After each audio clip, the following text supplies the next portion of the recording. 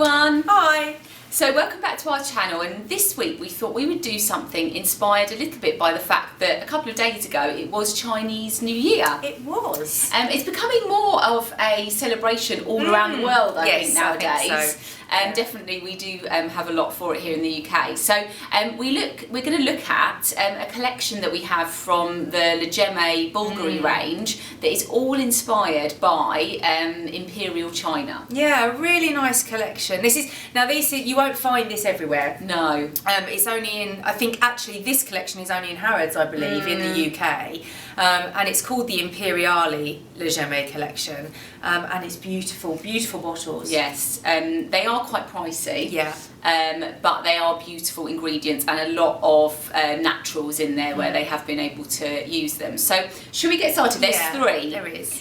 We'll start with green jade because everyone has a stone. So they're all inspired by jade, different variations of jade as a Chinese stone, and obviously Bulgari's jewellers. So the first one is the one that's inspired by the green jade, and that's the Splendor fragrance. This is beautiful as well because you've got the top of the bottle. Yes. There's the Diva jewellery collection. The idea of that pattern. You often see it in like earrings and things in Bulgari jewellery. And the shape itself is the amphora, which is like the container that in ancient trade used to be the vessel, if you like, that carried the spices or the jewels or the precious goods from one continent to the other along the Silk Roads, I think it was, or the spice routes. So let's have a spray. Yes, let's do that. Sorry, here we go.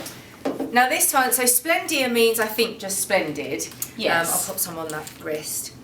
And I'll pop some on there for you. Yes, thank you. And this, you said the green jade was all about like the royal dynasties of China. So like a symbol of aristocracy and wealth and power. It would be like a high-ranking woman that would wear the green jade stone. It's really nice. I sprayed this on earlier. It's lovely, actually. What we should say as well is, as well as them all being about jade, they all have magnolia, because magnolia is a kind of native flower in China. So they've chosen to use that and then just mix it in different ways. And the perfumer, by the way, for all of these is Daniela Andrea, who has she done all the Jade? I think she did all of the Jade collection. It's a perfumer that Bulgari has specifically chosen to create this. And each time she is inspired by, like in this case, a continent or a country and a history and a stone and of course the flower. So we talked about magnolia actually at the beginning of the year. If you want to check out, we did the Bulgari Magnolia Sensual, which was in a previous video. It's a beautiful flower. It gives a sort of sweet softness to the fragrance here, and I actually really like this fragrance because although it's called Splendor and it's about kind of splendid power, royalty, it smells quite gentle. Yeah, all of these to me are quite gentle. I mean,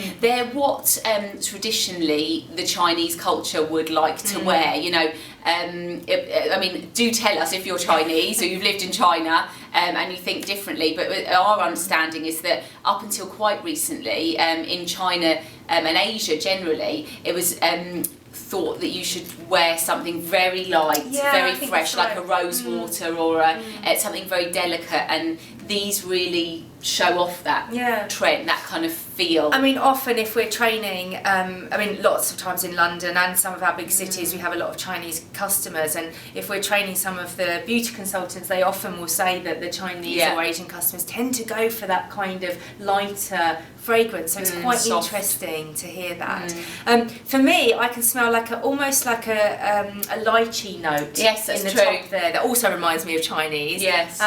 And a slightly aromatic what is a green note. I think there's notes in it of a sage. Yeah, so almost like an earthy green note. It is. And then like a narcissus. Yes. It gives more of an effusive power to the fragrance. But even still, like sometimes when you see narcissus, it can be really over the top, can't it? But quite it's not hypnotic. It's not. It's quite soft with the magnolia, really nice. And then the dry down is an oak moss accord. Obviously not a natural oak moss anymore, but it's that kind of, like you're saying, that kind of earthy. Almost like a, Chinese garden, like a rockery. Yeah, it does remind me of a garden smell. Smell it on my wrist because actually on the blotter it's very, very light. Brighter on there. It has got, that's why the lighting comes through, that sparkle slightly comes through on the skin. I think it's beautiful. I would definitely wear really this. Nice. Yeah. Okay. So that's number one. That's Splendida, the green one. So we'll go on to the fragrance that's based on the white jade, and this is Irina. So again, that bottle is beautiful with almost like a milky white gemstone of the jade reflected. And again, that amphora shape. Now this one, let me spray that on my hand as well. Ooh. The only thing I find with these bottles is that I have to get it right in my hand to spray them, because they've got quite a large top section. So once I've figured that out, that's okay. Sorry, I feel like you're not getting me. There we go. I'll spray you. This one, so the white jade is all about the symbol of purity and like feminine perfection. And Irina, actually in Greek, you know, Bulgari take a lot from Greek heritage. It's a name that means peace. Yeah. So it is a very kind of pure, peaceful, soft, respectful fragrance. Thank you. It's kind of a floral musky. So we've got the magnolia again, but combined with sort of a gentle jasmine. It's definitely jasmine, yeah. Again, jasmine is a note in China that is very popular. Yeah, well you find it everywhere over there, of course. And a ylang ylang note, which adds more of a sort of almost an exotic, creamy, I was going to say buttery, it's kind of milky. It's buttery. It is. It feels like, you know, that white milky colour that's kind of almost an off-white. You can see that sort of creaminess reflected in the fragrance, do you think? Yeah, it's definitely creamy as opposed to the first one, which was sharp and greener. Now the white jade was, I read, was apparently highly prized by this goddess in China as this symbol of like femininity, which is quite a nice story. So again, it's kind of a stone that's elevated in that culture, which is a nice thought. Yeah, I like that. Yes, I do. If you like jasmine and you want something soft, like not heady jasmine. No, then it's really great. Okay. What's the third one? The third one is based on the violet jade. Beautiful colour. Again with the Diva collection pattern on the top and that lovely urn shape. It's not a very bright. Soft. It's a soft violet colour, which is beautiful. I sort of want there to be violets in there, but I don't think there is there? Where's the bottle? No, there isn't. But apparently in Chinese culture, the violet is a symbol of kind of beauty, passion, love. So this is a bit, but it's not kind of sexy. It's a bit more of a romantic fragrance. And it's also apparently used in a lot of historical sculptures around China, the violet jade. Wasn't this the one that was the favoured stone of one of the emperor's favourite consorts? Now what was it? It was Yang Yuan. Yeah. I don't know if I'm butchering that Chinese, but apologies any Chinese so she was speakers. a very kind of important woman in Chinese culture, and she loved the violet jade.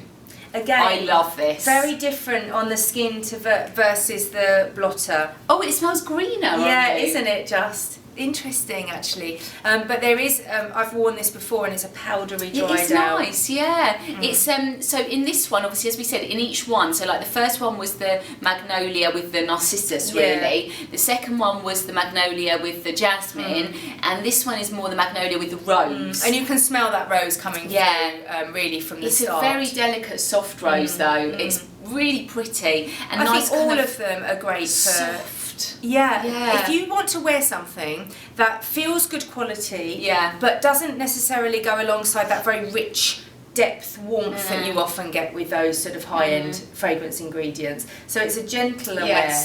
And you like that idea of that kind of that Chinese culture of that, I don't know, it's a bit kind of understated and just serene, isn't it? Yeah, absolutely. So I hope you enjoyed our little roundup of fragrances that have been inspired by Imperial China.